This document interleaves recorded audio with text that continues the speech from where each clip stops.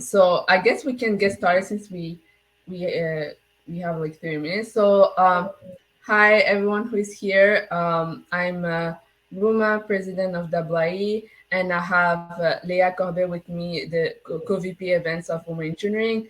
We're really happy to have a brilliant entrepreneur woman who is here in our panels. They'll share about their experience. If you have any question for them, feel free to write on the chat. And at the end, we'll leave a 5 minute Q&A to answer any of your questions.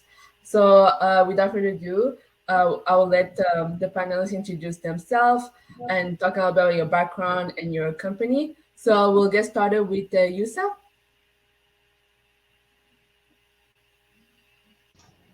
Hi everyone, I'm Yusa. I'm here from Vancouver, BC. So my background is I'm a therapist and I'm also a co-founder of Kasi Kit Mental Health. And Kasi Kit Mental Health offers hands-on mental health tools and kits. I have my kit right here, and we do things like feeling wheel magnet. Can't really see. So that we're hoping to help people develop skills and support for their mental health in their everyday lives. So yeah, that's about me. Thank you so much, Yusa, and joining from Vancouver, DC. We're really happy that you're here with us. So we'll go after with Vanessa. Yes, good afternoon. I'm Vanessa, and I have a company that is Jerez and Company. It's my surname, and we work to help on performance improvement for different companies. My background is in information systems engineering. Then I help on that. I did it before as a consultant, but I realized I can do it with much impact during COVID. We started in 2019 at the end, but really helping people to turn into digital, like automating their processes, help a lot during the COVID times. Then we are doing that. That sounds really interesting. Thank you, Vanessa. Yes.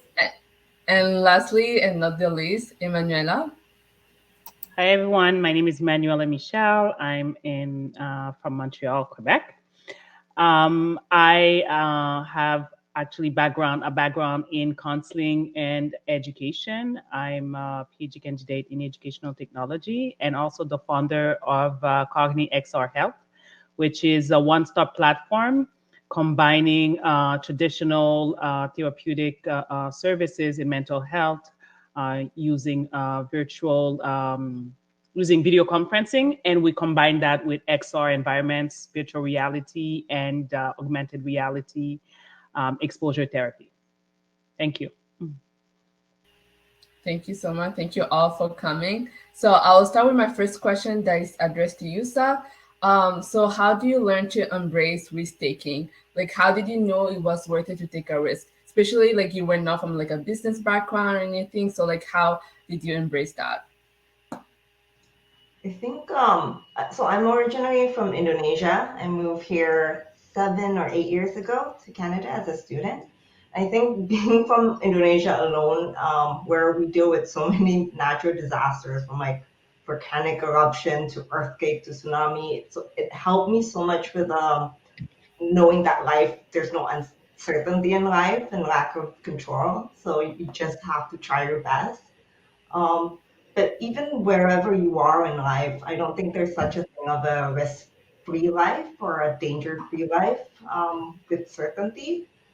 It's more of like we're more comfortable with some risks more than the others. Like, for instance, like I do not like driving. I think driving is the scariest thing.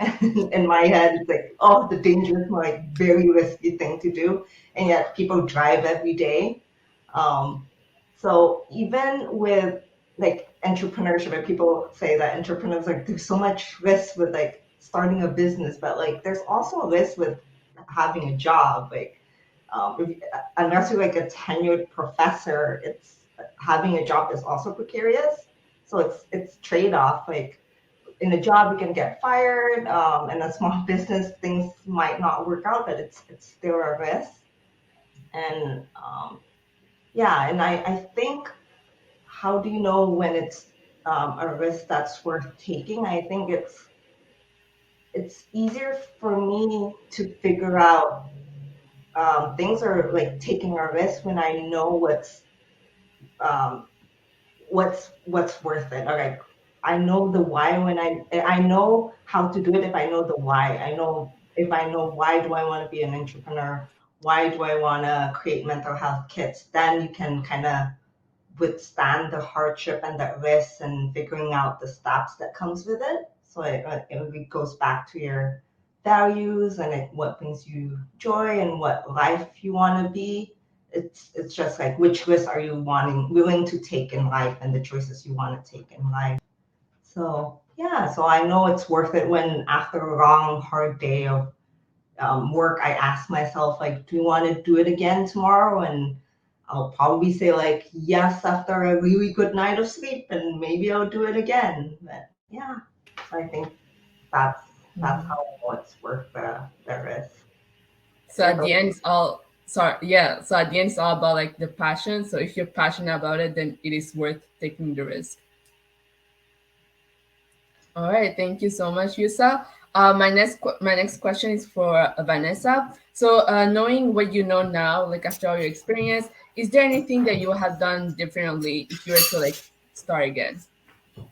Yes, the first things I realized I didn't take care much, and it's like the most important thing when you have a business to develop is to have salespeople. Okay, as people from with technical skills, I'm more like shy person, and since the beginning we need to to think about it.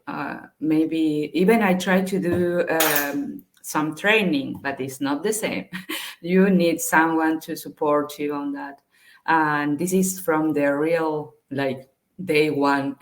I didn't do it, and that makes me like stay for so much with I don't know where I should call. Who networking is helping a lot because I with my peers and people can recommend me because I did this practice before, but not in the same way. But still, I really need people to support me with other skills. And when you are an entrepreneur from like zero, like me, then you need to have someone who has already those skills. What else is well, that is very important. Also, just to like advice is to see movies about entrepreneurship. Give me like a sense of okay, I watched that one about Adidas and Puma. I don't know if you know, they were brothers, and the Adidas has the technical skills, the one of the brothers, and the other one was the real one that put that in the format as a real thing to work for longer. Then if you have a product and you can sell it, there is not business. Then yeah, this is my thing that I could do better. Honestly, you made a good point. It's like when we talk, for example, about Disney, we all think about Walt Disney, but also like his brother really helped into the technical side of it and the sales side of it. So it is really important. Like the key aspect of startup is really having a multidisciplinary team, having people with different skill set, different mindset. It's all about like the question of diversity of skills and also of like backgrounds. That really helps to have all the tools that you need to make sure that your startups really strive. Thank you so much, Vanessa. So my next question is for Emanuela. So what challenge did you have to overcome at the beginning of your journey? I would say that it's interesting because I got into this world. Well, I've been working in this world for a longer time, but in 2017, I said to myself, okay, after I closed my, I was managing a group home in the health and social services sector. And I said, okay, that's it. After doing that for 10 years and working with organization before, I said, that's it. I'm going to reinvent myself. I'm going to change program and go into something different. So I registered myself into the PhD in educational technology because I said, whatever I did on the field, now I'm going to take it and bring it to the digital world, like transform, lives, but differently. And after 1 or 2 years that I started being in it, I find myself using technology, but for what I was doing before, again, in the mental health. And the challenge that I faced, because before I was working in that sector, but I had a guaranteed contract with the Ministry of Health and Social Services. And now I decided to close everything. And I had even an office. I said to myself, you know what? I'm going to close the office also because the office was like, people were asking me to go to communities. Like I went to the North, like Creek, working with Creek communities and Inuit communities. So there wasn't a lot of people coming in that office. So I spent a lot of money. If I was to redo it, when I closed that, after I realized that, technology was a way actually to avoid those costs, like offices. And so I decided to move on and start creating this new atmosphere where people could actually see their patient in it, but again, related to health and social services. But the challenge is really, I would say, in terms of security and compliance that I face, which is very expensive. So a big a challenge is the finances. When you used to make money and work your 9 to 5, or even when it wasn't my 9 to 5 because it was a contract, but it was a guaranteed salary. And now I found myself like I have to raise money, I have to pitch to people.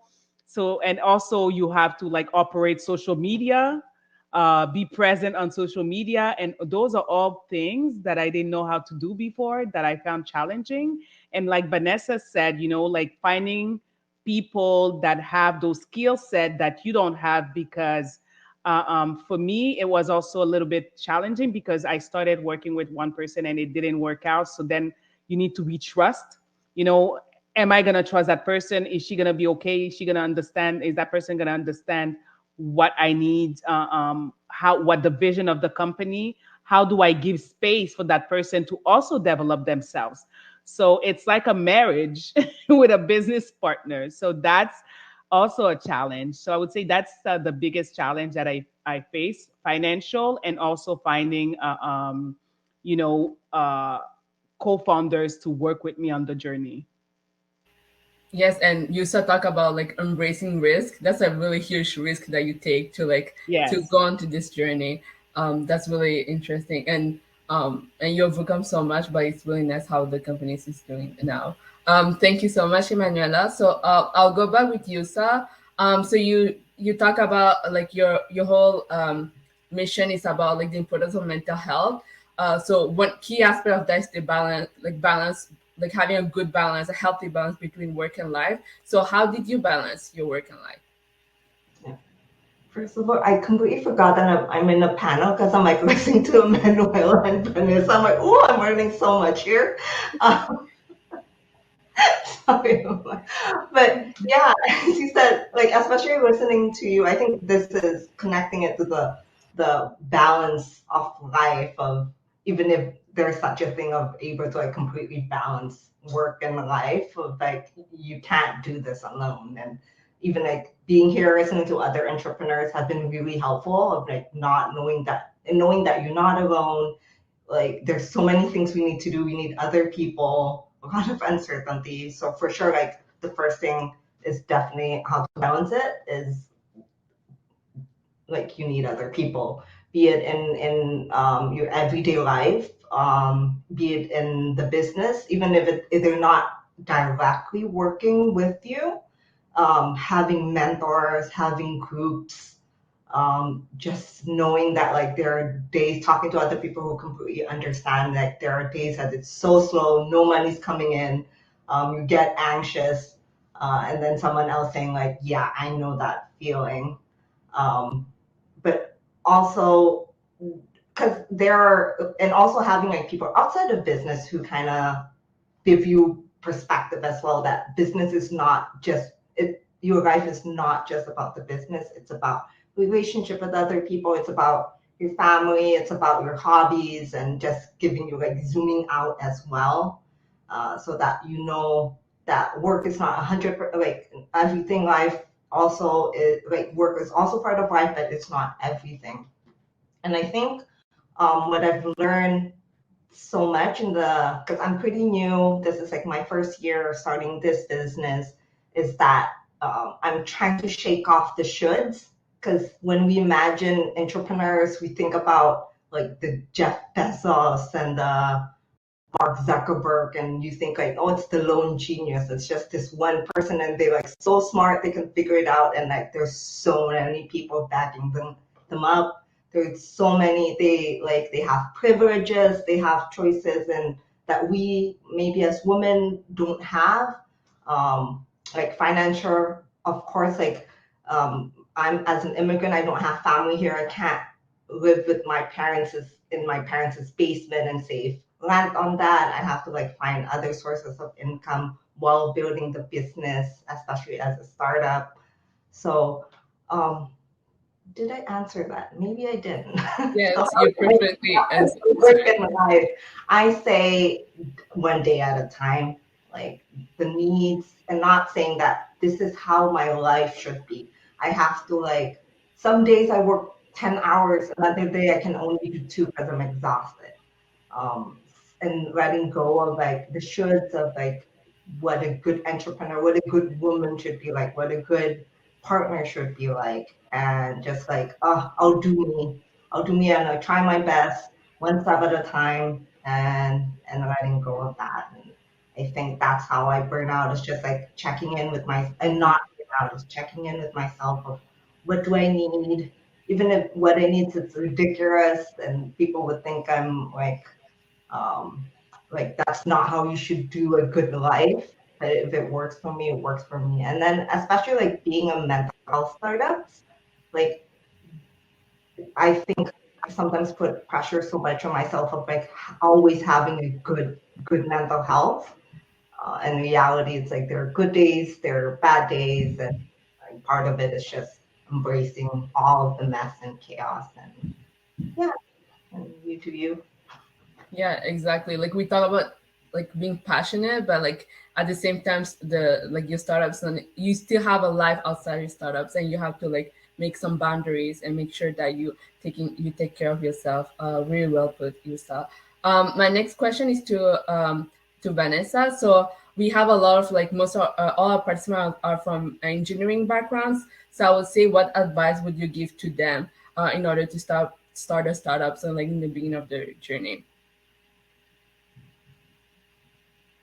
To engineers particularly, well, what I said, the thing to find is very difficult, the right person. I try to offer like internships, okay, and starting to give training.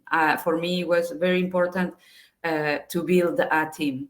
And the first thing I did is to do training about for example, the 7 habits of, how we call that book, the 7 habits of high performance people or something like that.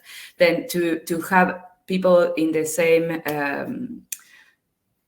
page, with the same values, looking for the same. It's very difficult because you can't pay, as Yusa said, you are maybe, most of us, we are immigrants. Is my case also, and we don't have family. Then you need to see what you are able to do, and you can't offer much. Then you can't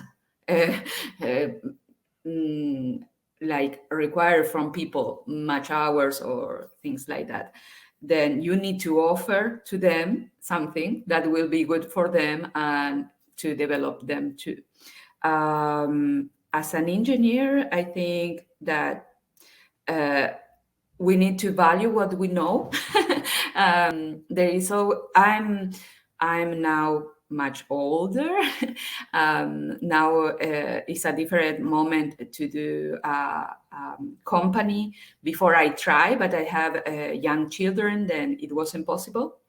But now, depending where you are, okay, the province also, there's many programs I talk about a little bit before, that depending in your province you will have like grants for different projects, for, I don't know, technology projects, for people that are doing innovation, social impact.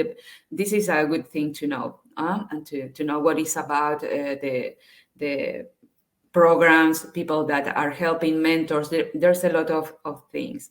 I have a project that it was like a side of my company, but it was to develop an app to help people having issues with domestic violence. And I participate in a competition for that. And that makes me realize that, well, what I have and the knowledge I have is meaningful, not only for to do business, but also to help people around. And it was good also because I meet more people, and before it was like me only being a consultant in a company is totally different. You can be close, even if you are a super technical person and maybe not very like an introvert person, you need to go out. As I'm here, I'm not good at speaking, but I'm trying, to meet more people and to learn. I'm learning, as Yusa said, I'm learning from her, I'm learning from Emanuela, and I'm saying, no, yes, this is what is happening. We are new entrepreneurs, and we have much knowledge and things to offer than we think. When I arrive to a company, I say, I thought you already have all this. They say, no, we don't know how we could do that. I say, oh, wow, where am I? I'm from South America. And I think all things are resolved here, but it's not the case. We need to build our communities, we need to build our things, and there is room for companies, and especially for people that have some technical knowledge. Yes, and like we always talk in engineering the importance of networking. I think in all Yeah. areas it's really important to network, create partnership, to make sure that you have like that you can grow and creating like new connection. Thank you so much, Vanessa. Lastly, Emmanuel. So what it can also be some sort of advice. So like what mistake that should be avoided when starting a small like business. Oh, one, to actually get coaching, not thinking that because you've worked in a certain particular field that you'll know how to run a business. I know from my part, because I've worked in health and education, and also with a background with a nonprofit. It was hard for me to charge, to put a price to health. And I've struggled a lot. I've given a lot of free things. I give a lot of free of my time. And that, on the other hand, will affect kind of like, people, not because it's when it's mostly when it's free. Sometimes they kind of take it for granted. Sometimes some people will take it for granted, and then that can be very hard for someone starting, because you feel like you're giving so much, and then it's taking so much time to go where it's supposed to go. And I think now, how I overcome that is, I'm part of an accelerator, so they provided me with coaching, and those coach actually put a lot of emphasis on, okay, this is your why, this is your how, like Usa was saying, and this is what the pain that you're answering, what the pain of the people that you want to create this product for is, and this is why they would pay for it. And the more pay for it doesn't mean that you are mean, doesn't mean that you're not uh, um changing the world, because I guess that a part of me was so much like, okay, I want to change the world, I want to help people. But you could also do that by, actually, you cannot do it if you're not charging, because eventually you're not going to be able to feed yourself or your family, and then you're going to have to close. So therefore, whatever mission you had, you can't fulfill. So you need to be able to be okay with charging for your product, and you need to also be okay that sometimes it's okay to give some free things, but then within I would say a barrier that, people always say, well, what's in it for you, what's in it for me, and then it's a partnership kind of. I would say that's how, I would say, for young entrepreneurs to know that it's okay to charge. It's just a question of like seeing what your competitors are doing so that you could say, okay, I want to charge, but maybe I want to be a little bit less or near him, near that competitor, so that people could actually afford my services. And you could always create a service to, that is free for people that cannot afford it.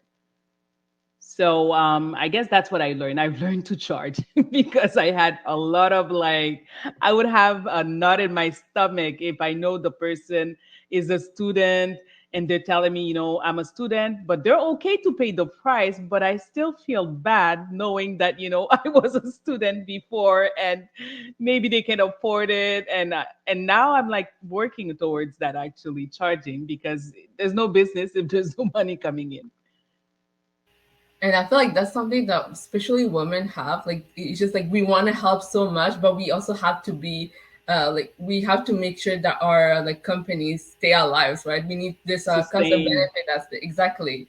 So it is important to like sustain our company. So yeah, it's okay to like charge in order to like benefit it. We're not asking like to be like Amazon and not paying our employee, but like we have to.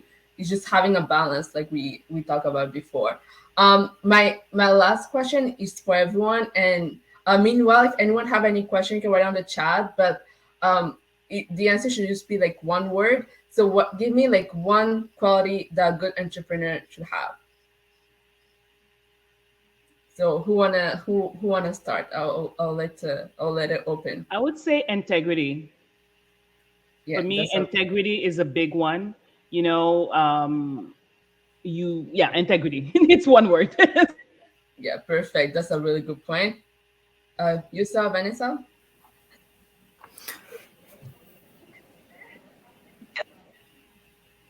We can hear. Yeah, we can hear you, Yusa. No, you can tap it. You can type it out. Meanwhile, Okay, I'm Vanessa, what's going. the word? Yes, I like the integrity thing. I always wearing things with the integrity color for me. Uh, and what I learned is to be resilient. Resilient is something that is very welcome these last 2 years, and especially in business when we started in these last 2 years was resilience. Yeah. That is a great point. While you said type her word, I'm just gonna like thank you, the panelists, for being here. And meanwhile, we WIE will have an event on Tuesday at perfect. You said my word is curious. You have to keep learning. Exactly like how Mm. the panelists are learning between themselves, and we are learning also by hearing you. Is we always like have to learn and grow. That's a really good point. So yeah, thank you for all the panelists for coming. And you were so inspiring. We hear so much from you. Just from like 30 minutes, we learned so much. Um, and also for the rest of the attendees, you want to go to more WA events. We have another one coming up on this Tuesday on February 8th at 6 p.m. It will be a transgenerational experience panel. So we'll have engineers from who graduated in the 80s to like into the 2000s talking about their experience. We'll have people from SSC Lavalin, from the Canadian Space Agency, talking about the challenges that women face throughout the generation and giving young advice to young women or young like open to everyone to like if they want to succeed in engineering. This event is open for everyone. I'll put my colleague Leah will put the registration on the chat, so it's open for everyone. Feel free to come. It will be virtual on Zoom.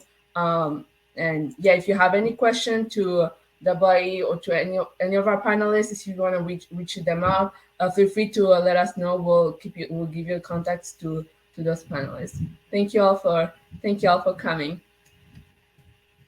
Yeah, and I'd also like to thank Ruma especially and the panelists. I mean, you're all really amazing and inspiring. For anyone who wants, after right now, actually, with Adobe, we will have another workshop on digital storytelling and career branding. So stay tuned. And once again, thank you to everyone who attended. Thank you so Thank you. much. Thank you. For the panelists, before you leave, I would just like to take a group picture. So I don't know if, let me see if I can do it. All right. Okay, let me, so 1, 2, 3.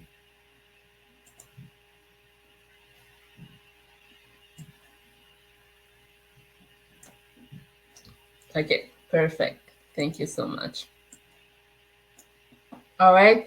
So thank you so much, Emmanuel, Yusa, and Vanessa to come. And thank you for GCS to let us host this panel. We'll agree. It has been a really great time.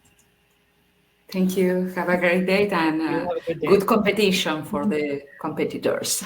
Thank you. And thanks to everyone for coming in your time. Bye-bye. Bye.